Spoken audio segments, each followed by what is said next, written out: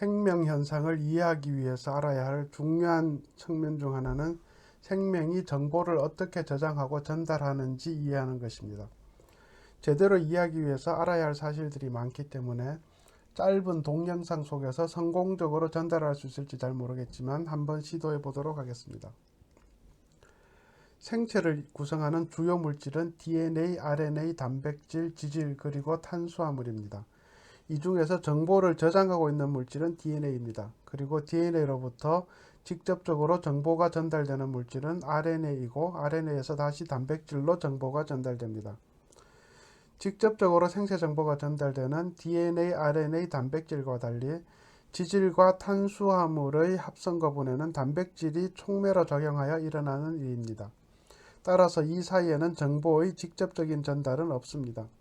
따라서 정보의 관점에서 중요한 물질은 DNA, RNA 그리고 단백질입니다. 이들 물질 사이에 정보가 어떻게 흐르는지 이해하면 됩니다. 제일 먼저 정보를 저장하고 있는 DNA의 구조를 살펴보도록 하겠습니다.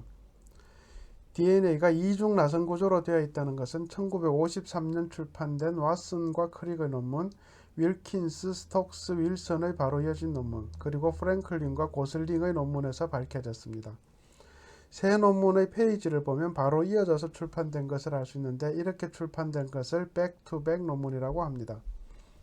거의 동시에 다른 연구팀이 동일한 결과나 연관된 연구 결과를 얻었을 때 이런 방식으로 논문이 출판되는 경우가 있습니다. 세 연구팀은 영국 캠브리지 대학교와 킹스 칼리지 런던에서 서로 알고 지내던 사이입니다. 왓슨, 크릭, 윌킨스는 이 공로로 1962년 노벨 생리의학상을 받았습니다.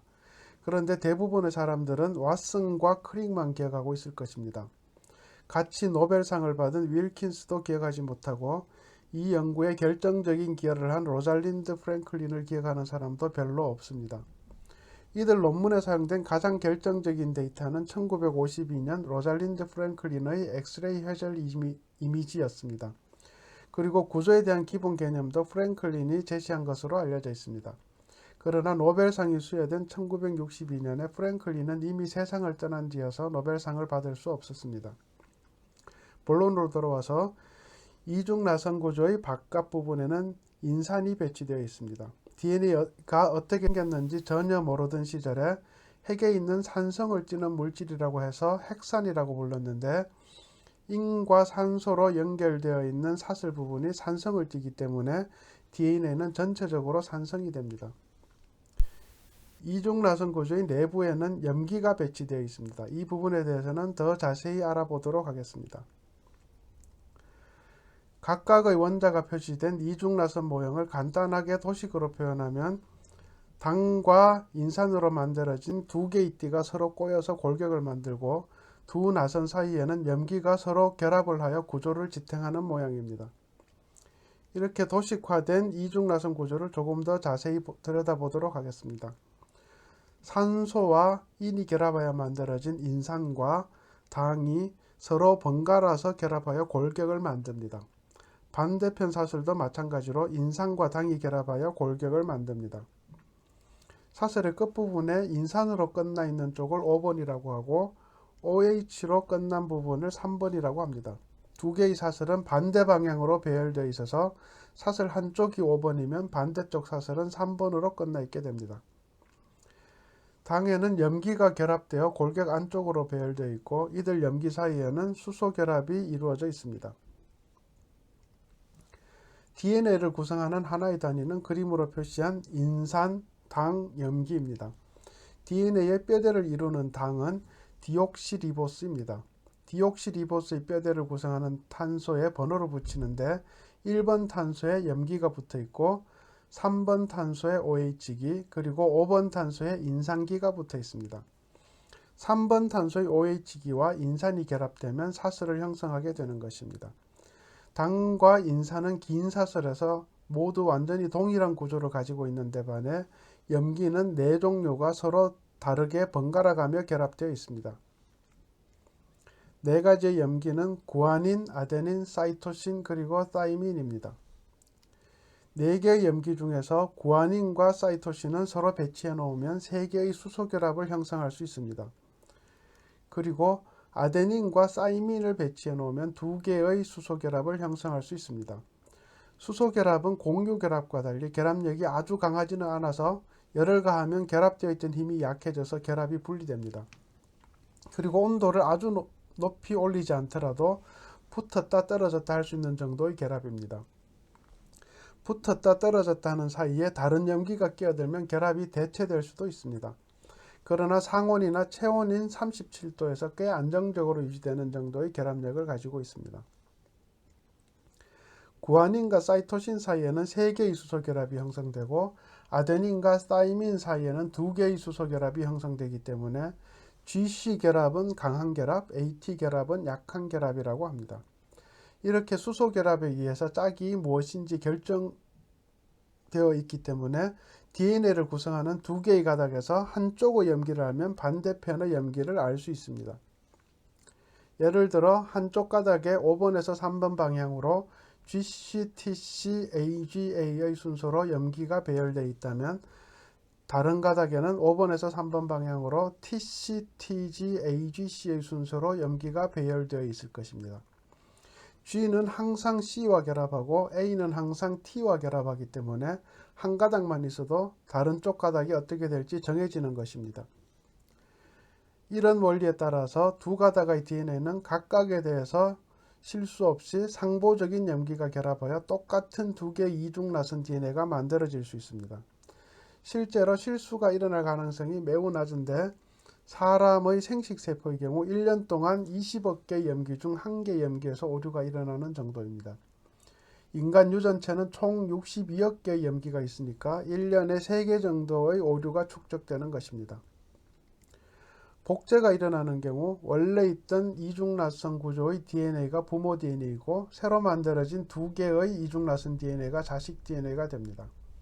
피부세포에서 복제된 자식 DNA는 새로운 피부세포로 전달되고 생식세포에서 복제된 자식 DNA는 정자와 난자에 전해져서 성공적으로 수정을 할 경우 실제로 자식에게 전달될 것입니다.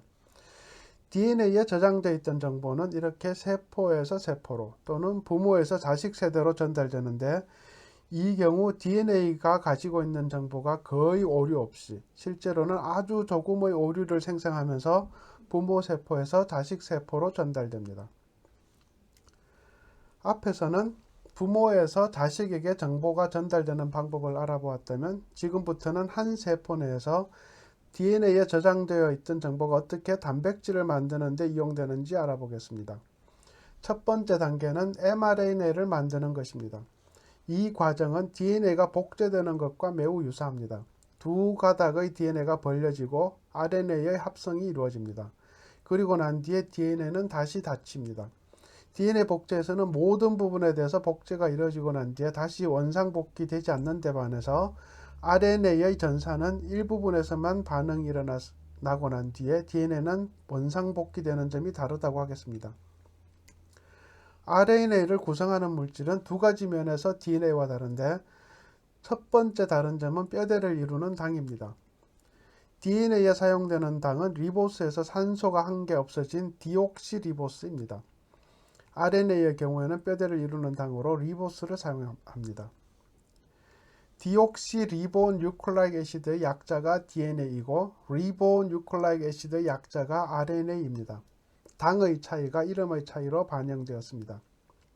한 가지 더 다른 것은 염기 부분이 조금 달라져서 사이민 대신에 우라실이 사용된다는 점입니다. 그래서 DNA의 경우 ACGT 4개의 염기된 것이 RNA의 경우 ACGU의 4개의 염기가 사용되는 것입니다. 두 가닥의 DNA 염기 서열에서 노란색 부분으로 표시되어 있는 부분이 유전자 부분이라면 파란색으로 표시된 것처럼 mRNA가 만들어질 것입니다.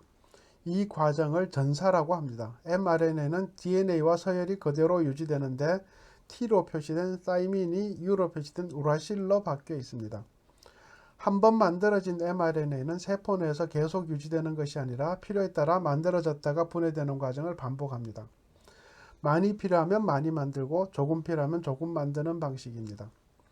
예를 들면 알코올 분해 효소의 경우 평소에 계속 가지고 있을 필요 없는 물질입니다. 알코올 분해 효소는 몸에 알코올이 들어올 경우에만 필요하기 때문입니다.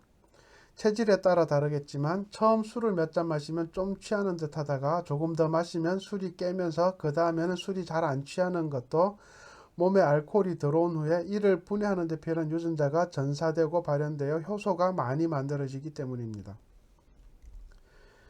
mRNA가 가지고 있는 정보를 이용하여 단백질을 만들기 위해서는 여러 개의 분자가 필요합니다. 우선 모자처럼 생긴 리보솜이라는 물질이 mRNA와 결합되어야 합니다. 리보솜은 라이보소멀 RNA라고 하는 특별한 RNA와 단백질이 뭉쳐서 만들어집니다. 리보솜이 mRNA와 맞물려서 결합하면 일단은 단백질을 생산할 준비가 된 것입니다. 다음으로 필요한 것은 tRNA입니다. 이것도 아주 특별한 종류의 RNA입니다. 세포 안에는 여러 종류의 tRNA가 있는데 각각마다 지정된 아미노산과 결합할 수 있습니다. 그래서 세포 안에는 여러 종류의 tRNA가 서로 다른 아미노산을 끝에 결합한 상태로 대기 중입니다. tRNA의 발끝에는 mRNA와 결합할 수 있는 자리가 3개 있습니다. 즉 3개의 염기와 짝이 맞으면 리보솜의 A 자리에 들어올 수 있습니다. 리보솜이 옆으로 자리를 옮기면 A 자리에 있던 tRNA가 P 자리로 옮기게 됩니다. 이 자리에서 아미노산이 결합하여 단백질 사설이 만들어지는 것입니다.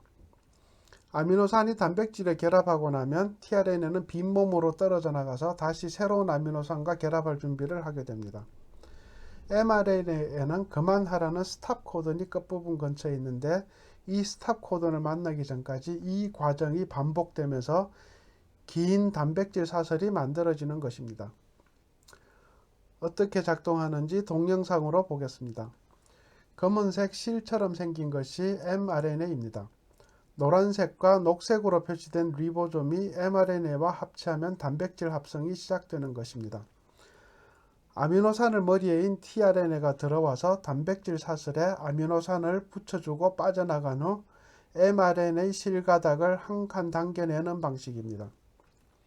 단백질마다 최종적으로 어디에 배치되어야 하는지 단백질의 첫 부분에 기록되어 있는데 이 중 세포막이나 세포 외부로 배송되어야 하는 경우에 엔도플라즈믹 레티큘럼이라고 하는 세포 소기관 안으로 단백질을 밀어넣게 됩니다.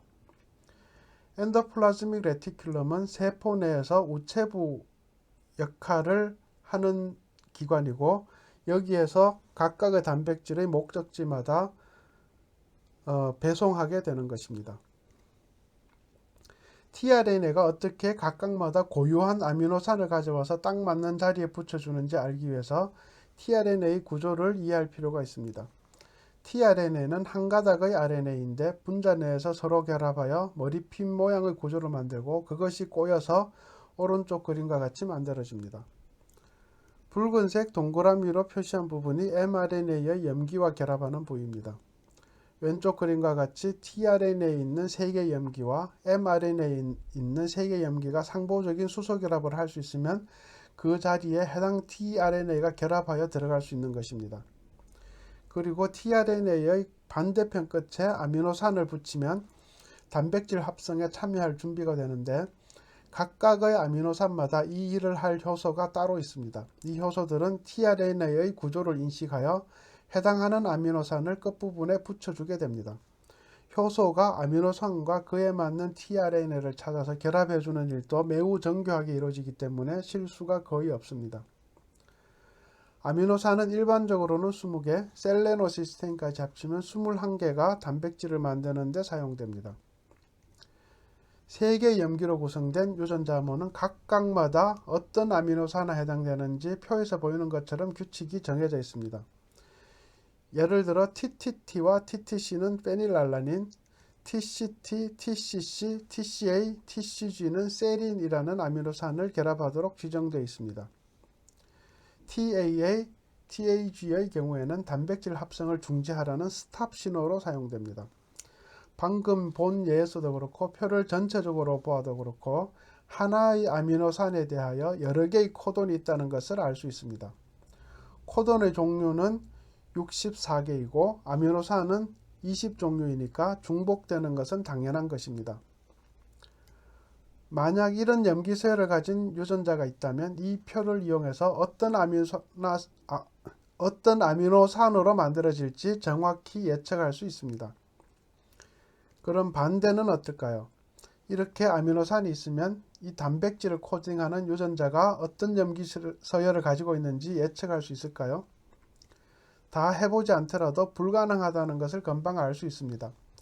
하나의 아미노산에 대하여 여러 개의 코돈이 있기 때문에 원래 염기서열이 무엇이었는지 정확히 알 수 없는 것입니다. mRNA에서 단백질로 넘어가는 단계에서 중복성으로 인해 정보가 사라지기 때문입니다. 생물 내에서 정보가 어느 방향으로 흐르는지 정리한 것을 분자생물학의 중심 원리라고 합니다. 정보는 DNA에서 RNA로 그리고 다시 RNA에서 단백질로 흐르는 것입니다. RNA에서 DNA로 정보가 전달되는 것은 가능합니다. DNA에서 RNA로 넘어가는 동안 잃어버리는 정보가 없기 때문에 거꾸로 전달되는 것이 가능한 것입니다. 이런 일은 주로 바이러스에서 일어나는 일입니다. 그러나 단백질에서 RNA로 정보가 전달되는 것은 불가능합니다. 앞에서 보았듯이 코돈의 중복성 때문에 정보를 잃어버리기 때문입니다.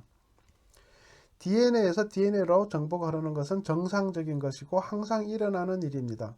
이 과정을 DNA 복제라고 하고 세포 분열할 때 일어나는 일입니다. RNA에서 RNA로 복제하는 일도 일어날 수 있는데 이것은 바이러스에서 일어나는 일입니다.